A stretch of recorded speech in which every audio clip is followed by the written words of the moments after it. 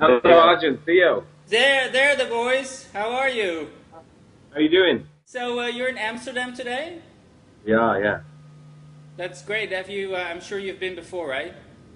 We've never been, first ever time, and so it's quite exciting because the album's kind of done really well here and stuff. So it's good to finally understand why. Okay, so thanks, guys. Thanks so much for making time to speak with me. So I'm a Dutch blogger, but I'm based in the U.S.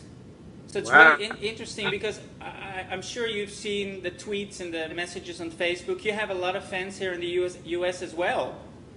It's amazing, really. Because we've been so kind of caught up in Europe and the success here. It's America's very interesting. Very interesting to know that the music connects. So guys, congratulations with the release of the album, Happiness. The Road to Happiness Hurts. Yeah, and very good, very good. You know, I first started blogging about you guys, I think it was about a year ago, or in the fall of 2009, when I first saw Wonderful Life, the video. Wow, thanks very much.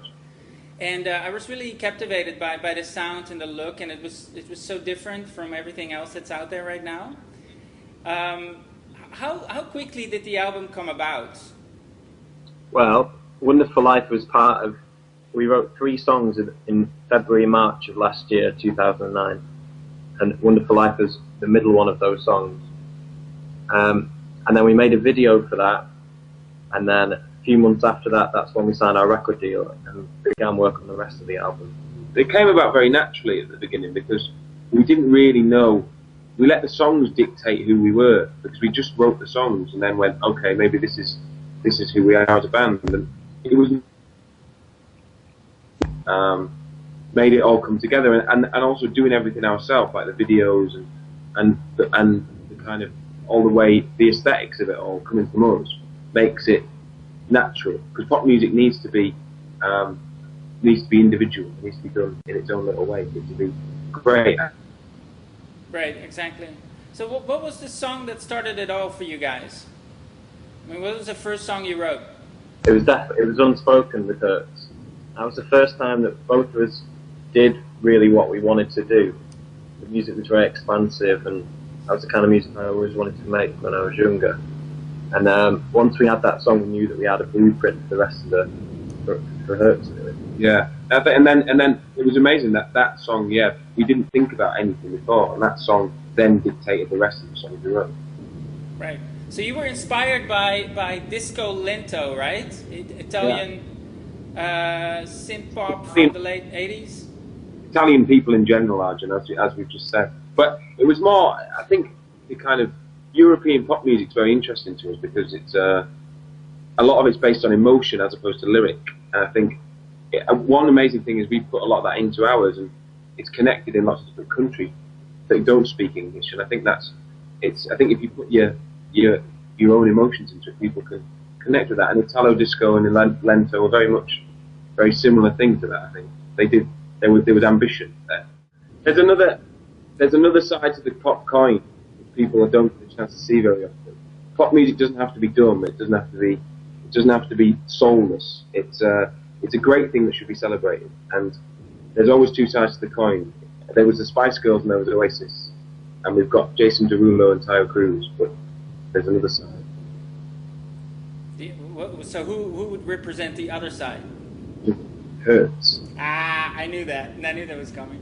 You have any thoughts about Lady Gaga? Are you a big fan?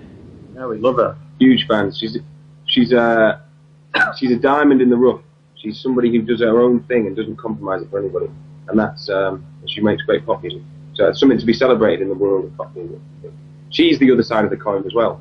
She displays the other side of the coin very well. You know, you guys are not only becoming very famous because of your music, but also sort of the styling and the look and your fashion.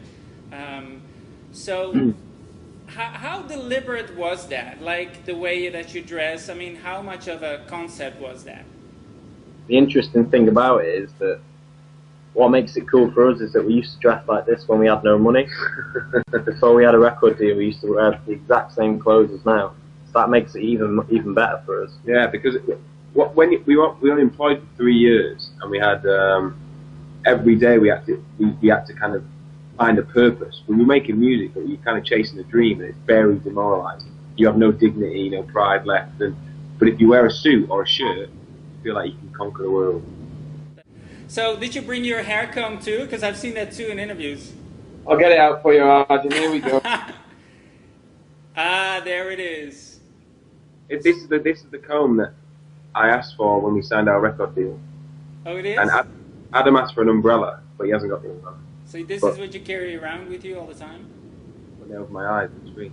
Yeah, all the time. Because it reminds me that, one, that I have to look at my hair looks all the time. But also, it reminds me that I made it. Right. You made it. So there's no hair gel here. You can just do that? There is hair gel. It's constantly hair gel, but a comb can get you out of any situation possible. If you've got a massive hangover, or if it's windy outside, get the comb out, and then everything's fine. So when you met outside of a bar in Manchester, right? You ended up in a fight. We didn't fight. Oh, you didn't fight. You were watching the fight. Yeah. So you started to talk about music, or how? We talked about it straight away, even though we were drunk. Well, I remember we made crucial decisions. We decided we were going to make music together. We knew it was going to be a bit like Prince. All the best decisions were made on the first meeting. Yeah, we decided we wanted to write pop music on the first meeting. You can learn a lot at 4 o'clock in the morning because you're honest at that point. You don't hold anything back. You want to make pop music. Yeah, but there was a lot of conversation of what music you like, and I'd say something and Adam go, that's shit, and then I'd say, what about you? And he'd say a band and I'd go, that's shit. And then so we eventually arrived at Prince, and we went, okay, thank God, we both like Prince. The music doesn't sound anything like Prince, though. But Prince is somebody, though, not necessarily musical, but he's somebody who writes great kind of classic pop songs, but produces them in a very odd, sort of idiosyncratic way. And he's also in control of the way the images and the videos, and he's very much a kind of an individual, which is very inspiring. You know what's funny with you guys? Sometimes I don't know if you're serious or not. We're never serious. You're never always serious, right? I never know. You're just like big pranksters to me. No. No. But no, of course we're not. But it's easy. It's easy for us to be happy in real life, Arjan. But it's much more difficult for us to be sad, like most men. So that's why we write sad music. I find happiness in the music, though. Well, that's good because there's hope in there, and hopefully people will find happiness from it, like we did. I have to ask you about the Kylie collaboration because it's fantastic, it's phenomenal. So congrats with just getting her to do that. Thanks very much. It was a brave decision to ask. We just wrote her a little letter, and we just said, hello, dear Kylie, we're Hurts. We're 2 boys from Manchester. Will you please sing on our song? And she sent one back and said yes. That's so nice. So were you together in the studio with her, or did she record the vocals somewhere else? No, we met in a studio in London, and we both sang, which was, I mean, as you can imagine, the most surreal and amazing moment of your life. Yeah, she's an icon. Well, the great thing about it is when you're hearing her sing a sad song, it's quite powerful because she's got such a soft little voice. Yeah. Sadness in it is really. That's why it was either her or nobody, really, because she was so perfect for the song that it was kind of. If we hadn't got her, we probably just would have left it because no one else would have done it. Just. You have a lot of fans in the gay community as well. Mm-hmm. Everywhere. What is that? I mean, do you get a lot? Do you feel that love from the gay community? Yeah. Funny enough, when we first started doing shows, there was a big part of the gay community used to come and see us play, and it was. I think it's more so now. Perhaps it's because it's men being emotional is very it appeals to women and obviously gay men alike. It's not something that we see very often, and it's also something that connects, I think, as well. And also there's a certain element which is very interesting. I guess there's a certain element of masculinity about it, which is also good. Say it again. There's a certain element of masculinity about, I think, as well about it, which is kind of, which I think is quite appealing. Yeah. Is it usually that Theo does most of the talking and Adam is just sitting there pretty?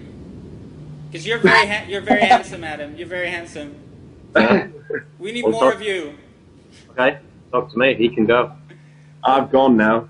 What's the chemistry between the two of you like when you record together, when you write music together? Great chemistry. Perfect chemistry. Who's doing what? What you don't realise, Arjan, is I don't really do most of the talking. Adam's a ventriloquist, and he's got his hand behind my back, and he does all the talking, and I just put my mouth. I see, you're jokesters.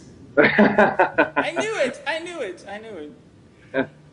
But yeah, the music's very much.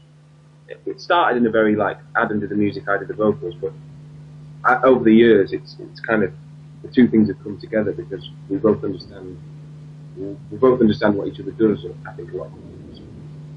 But it's important that there's two sides of it because that's what makes Hurts what it is the difference between us. Have you gotten some interesting offers to do to write maybe movie scores or be featured in commercials or interesting side projects? Well, we're waiting for the call from David Lynch. I don't think he's got our number. Or Spielberg. But it was that would be something we'd love to do. Yeah. Movie soundtracks would be incredible because I think music's very visual. To us, it's a very visual thing, music, and it connects with. It's always connected with me in a way through visuals like nothing else. So it'd be a great thing. It'd be amazing. I could totally see like the Hertz fashion line, the Hertz fragrance, the Hertz, frisbees, Combs, the Hertz combs, yeah, Hertz everything. What would a Hertz fragrance smell like? Gin. That's what it'd smell like. Gin and rose petals. That's lovely. That's totally lovely. Thank you so much for chatting with me today. It was a lot of fun. I really enjoy the music, so I hope it's going to do really well, and it seems like it does. So that's totally awesome. So congratulations. Thank you. Thanks for all your support, Arjan, for so long. It's really great. You bet. Thank you. Thanks very much. Bye-bye.